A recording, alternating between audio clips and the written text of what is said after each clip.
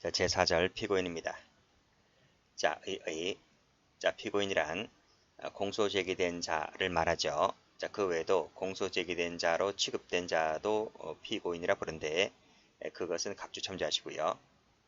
자, 동그라미 2번 체크. 자, 피고인은요, 공소 제기된 자이면 족한 거예요. 따라서 진범인지 아닌지, 그리고 당사자 능력, 소송 능력이 있는지 없는지, 그리고 공소 제기가 유효인지 아닌지 그런 거 일체 따지지 않습니다. 불문한다. 자, 기출문제가 있습니다. 공소 제기는요, 반드시 그 공소 제기가 유효한 때에만 재판이 열리는 게 아닙니다. 무효인 때에도 재판은 열리고요. 거기서 이제 형식 재판 열어서 이런 것들이 있는지 없는지를 다 따지죠. 자, 구별 개념 우리가 다 앞에서 봤던 겁니다. 자, 피고인은 공소제기 이후이고 공소제기 이전은 피의자라 부른다. 그리고 재판이 확정되면 수형자가 되죠. 수형자는 기결수를 말합니다. 자, 공동피고인 가자. 자, 공동피고인은요, 공동으로 재판받는 사람을 말합니다. 공범이란 얘기는 아닙니다. 공범일 수도 있고 아닐 수도 있는 거예요. 또 공동피고인이라 해서 일괄 기소될 필요까지는 없고요. 또 서로 사건이 관련되어 있을 필요도 없는 거예요. 그냥 한 배를 탔다 이렇게 생각하시면 됩니다. 무슨 얘기냐? 우리가 이제 강남에 지하철을 타고 가야 되잖아요. 그러면 이제 지하철 타는 그 출발지는 전부 다 다를 수 있잖아요. 어떤 사람은 신도림에서 탈 수가 있고 어떤 사람은 저 수원에서 올 수도 있고요. 그렇죠? 그러니까 그런 거 다 일체 따지지 않는다는 거예요. 그냥 같은 지하철에 탔다면 전부 다 공동 피고인이 되는 거예요. 그래서 공범자일 수도 있고 아닐 수도 있고 그리고 사건이 관련되어 있을 수도 있고 아닐 수도 있고 그런 내용입니다. 자, 원칙까지. 공동 피고인은 그냥 같이 재판 받는다는 것 뿐입니다. 그래서 피고인마다 소송 관계는 다 개별적이죠. 개별적. 그래서 개별적이기 때문에 그중 1인에 대해서 발생한 사유는 다른 사람에게 영향을 끼치지 않습니다. 자, 반면에 예외가 있어요. 피고인을 위하여 파기하는 경우에, 자, 피고인을 위한다는 말은 그 피고인에게 이익이 되는 얘기잖아요. 이익이 된다면 그때는 파기할 때는 그 파기 이유가 상소한 공동피고인에게 공통되잖아요. 공통이 된다면 그 공동피고인에 대해서도 원심 파기를 파기해야 한다라고 해서 요 예외가 있습니다. 공동피고인을 위한 파기라고 부르는데 저 뒤에 가면 나옵니다. 그때 가서 보시면 되고요. 어쨌든 공동피고인은 다 뭐다? 개별적이다. 그래서 영향을 미치지 않는다. 이 정도만 알고 계시면 됩니다.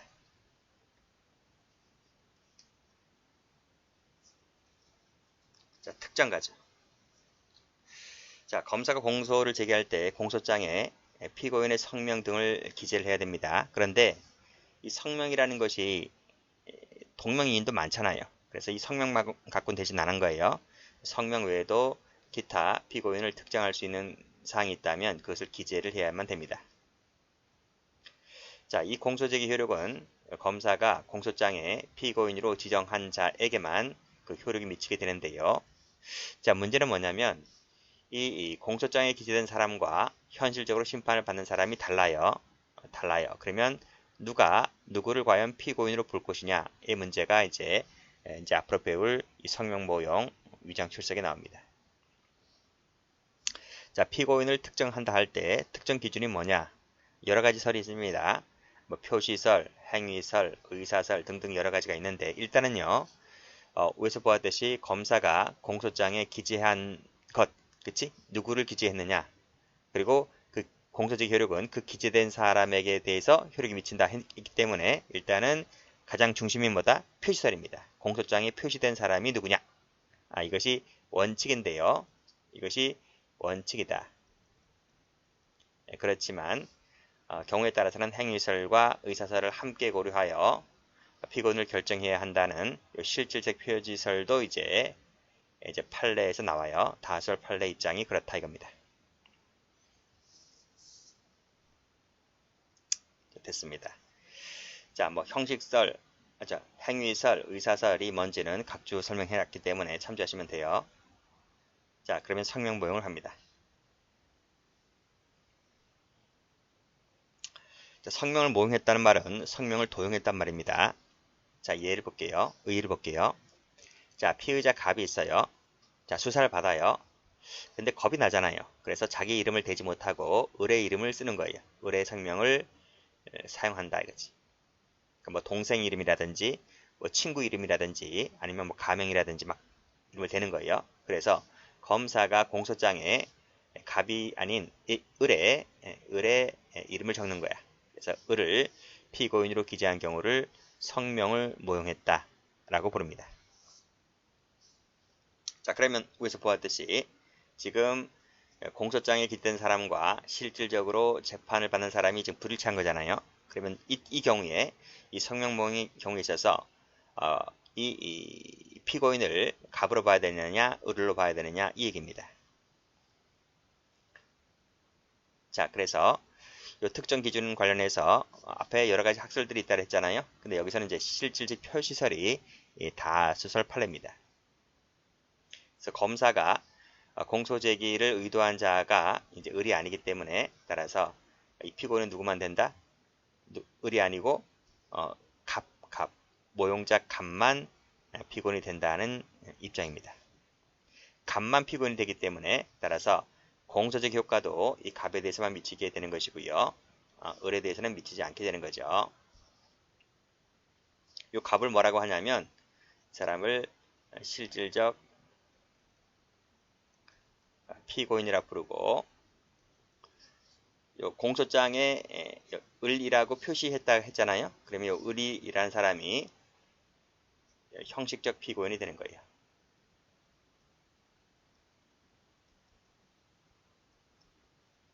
됐죠? 자, 판례 봅니다. 자, 판례 많이 나왔습니다. 무수히 많이 나왔어요. 체크 한번 해보시고. 쉬운 판례입니다. 자, 이것은 뭐다? 이것은 착오다, 착오. 표시를 착오한 거다, 검사가. 착오이기 때문에 따라서 검사는 이것을 정정하면 된다, 정정하면 되는 것이지 정정해서 표시를 바로 잡으면 된다는 겁니다. 어떻게? 을에게서 을을 지우어서 갑으로 바뀐다는 거죠. 이렇게 정정하면 됩니다. 자, 방금 위에서 읽었듯이 누가 피고인이 된다? 모용자 갑입니다. 모용자가 피고인이 되고 따라서 피모용자에게는 그 효력이 미치지 않습니다. 그래서 이 모용자를 끄집어 오는 거죠. 끌고 와서 이 모용자에 대하여 재판하면 됩니다. 자, 됐죠? 어려운 거 없죠? 자, 밑에 판례 가면 똑같아요. 타인의 성명과 생년월일을 사칭했다는 거죠. 그렇죠? 성명 모형했다는 겁니다. 그랬을 때 그 효력은 요 사칭한 자, 요 명의를 사칭한 자에게만 미친다. 자, 됐네요. 판례는 이 판례가 월등히 많이 나와요. 밑에 판례보다는. 자, 그럼 어떻게 처리를 할까? 첫 번째, 이 모용자가 공판정에 피고인으로 출석을 했습니다. 즉 갑이 왔어요. 이 갑이 법정에 나왔어요. 법정에 나왔고 공소장에는 여전히 을로 기재가 되어 있는 거죠. 자, 그랬을 때 방금 여기처럼 정정하면 된다. 정정하면 된다. 변경하는 것이 아니라 공소장 변경하는 것이 아니라 오타만 수정하면 된다 이 뜻입니다.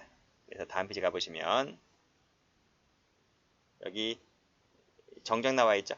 정정하면 된다. 변경이 아니고 그래서 법원의 허가는 필요가 없습니다. 변경은 공소장 변경은 뒤에 나오겠지만 법원의 허가를 요합니다. 근데 이건 정정이기 때문에 허가를 요하지 않습니다. 자, 근데 검사가 정정을 안 해요. 그러면 이것은 법률 규정에 위반되어 무효에 해당되는 것이기 때문에 저 뒤에 나오는 공소기각 판결 때리면 됩니다. 전부 다 이 내용들이 판례에 나와 있습니다. 이 판례 체크하시고. 자, 그래서 쭉 읽어보시면 돼요. 이것은 표시상의 착오다 라고 나와 있죠. 그래서 방금 위에서 읽었듯이 모용자가 피고인이 된다 라는 말 했고 이것은 착오를 정정한다. 정정하는 것이다. 정정인 것이지 변경이 아니라고요. 변경이 아니기 때문에 법원의 허가 그딴 거 필요 없다 이런 말입니다. 색깔을 여기로 칠게. 이렇게 치면 돼요. 그리고 만약에 여기 꺽쇠 2번에 나와 있듯이 정정 안 해요. 정정을 안 하면 무슨 판결 때린다? 공소기각 판결입니다. 결정 아닙니다. 판결 때립니다. 자, 검사가 표시를 바로잡았습니다. 표시를 바로잡았다면 누구를 끌고 온다? 그쵸? 모용자를 끌고 오는 거예요.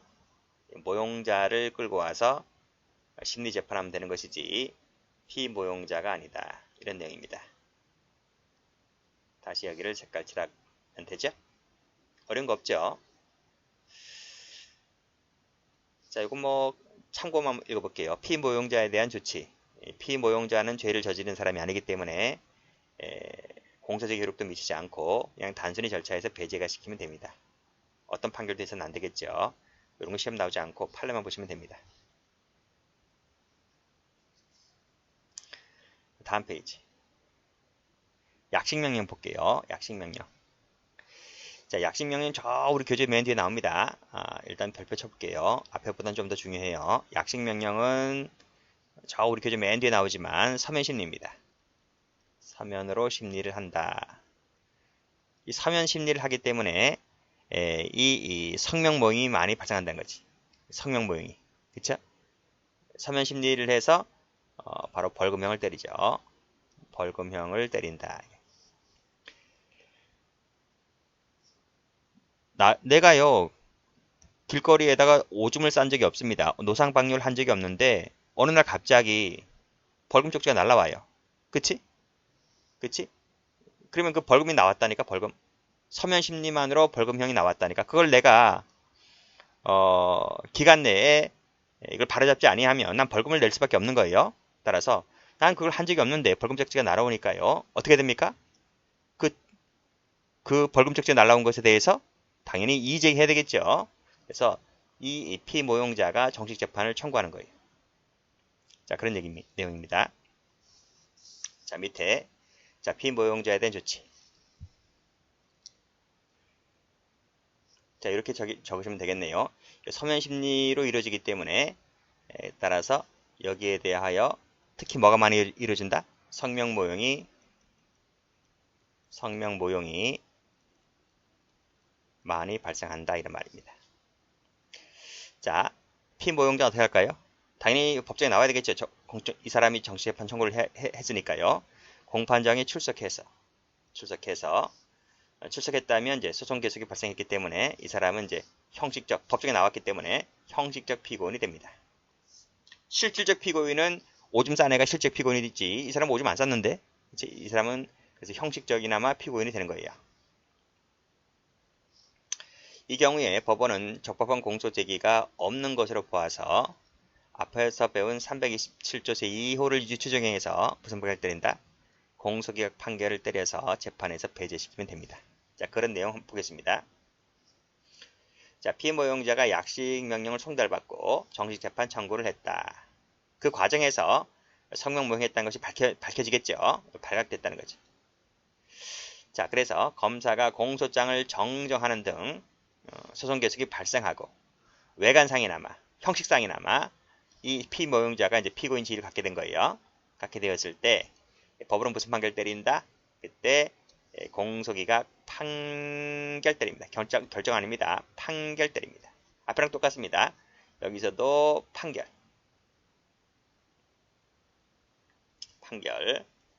여기서도 판결입니다. 자, 됐네요. 자, 두 번째, 모용자에 대한 조치. 자, 검사가 앞에 뭐라 그랬어요? 정정한다, 정정하면 법원은 그 약식명령 피고인 표시를 경정하죠. 올바르게 바꾼다고요. 바꿔서 본래의 약식명령 정본과 함께 정본과 함께 뭘 보낸다? 경정 결정을 보내는 거예요.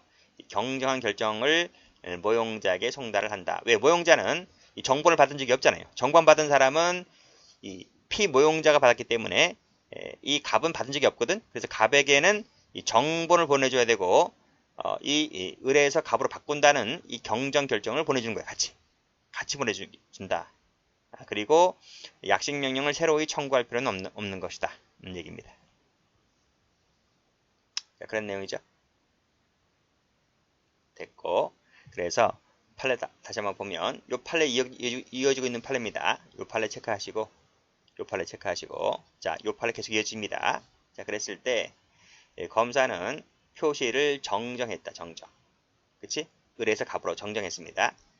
법원은 이에 따라 약식 명령이 피고인 표시를 정정해서 말씀드렸듯이 요 본래의 약식 명령, 그치? 본래의 약식 명령 정본과 함께 요 경정 결정을 같이 해서 피고인에게 즉 모용자인 갑이죠. 갑에게 송달하면 됩니다. 송달하면 이때 적법한 송달이 있었다 볼 것이다. 만약에 그 기간 내에, 이 기간이 며칠입니까? 기간 내라고 하는 건 저 뒤에 배우고 있지만 7일입니다. 7일 내에 여기서 요 피모용자가 7일 내에 정식 재판을 청구해야 됩니다. 근데 정식 재판 청구를 안 합니다. 청구가 없으면 그때는 약식 명령이 확정되기 때문에 이 피모용자는 노상방뇨를 한 적이 없음에도 불구하고 이 정식 재판 청구를 안 했기 때문에 이 사람이 이제 벌금을 내야 되는 거예요. 그런 내용입니다. 꼭 좀 알아두세요. 2개를 다 보냅니다. 모용자에게 2개 다 보낸다. 됐고, 자 밑에 갑이 을의 성명과 생년월일을 사칭해서 약식 명령이 청구되었다. 이때 말씀드렸듯이 효력은 명의를 사칭한 자에게만 미치죠. 모용당한 자에게는 미치지 않습니다. 자, 따라서 공소기각 판결 때린다는 것까지 했고, 자 을에 대하여 공소기각 판결이 확정되었다 하여 갑에 대해서 별도로 기소할 필요는 없다. 별도 기소가 아니다. 그 얘기가 여기 나와 있죠. 새로이 청구를 할 필요가 없다 이 얘기입니다. 할 필요가 없다. 그 말은 별도 기소할 필요가 없다. 됐고, 만약에 정정하지 아니하면 공소기각 판결을 해야 된다. 뭐 됐습니다. 앞에 거 잘 보시고요.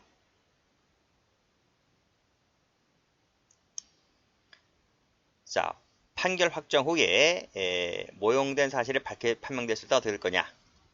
뭐 판례는 없기 때문에 거의 축적이 되진 않거든요. 근데 뭐 이론은 간단합니다. 판결 효력 역시 마찬가지로 모용자인 갑에 대해서만 미칩니다. 피모용자에게는 미치지 않아요. 갑에 대해서만 미친다. 그리고 이 을에게 벌금 딱지가 날아와서 확정된 것은 나중에 말소시키면 됩니다. 이렇게 보는 것이 다주설이다. 이제 끝났고요. 자, 위장 출석은 판례가 없죠. 판례가 없기 때문에 뭐 이론상으로만 간단히 보면 되겠습니다. 흔치 않기 때문에 그래요. 판례가 없다는 말은 흔치 않다고요. 자, 검사가 공소장에 갑을 피고인으로 기재를 했어요. 무슨 말이다? 기재는 제대로 된 거예요. 기재는 제대로 됐는데 딴 놈이 나오는 거야. 딴 놈이 갑처럼 행세해서 그놈이 재판을 받는 거야. 그래서 출석을 위장했다. 쉽게 말하면 대리 출석이다. 대리 출석. 그러니까 뭐 대학교 강의 들을 때 대리 출석 시키는 경우 있죠. 그렇게 생각하시면 됩니다. 자, 이때 요 갑이죠. 갑.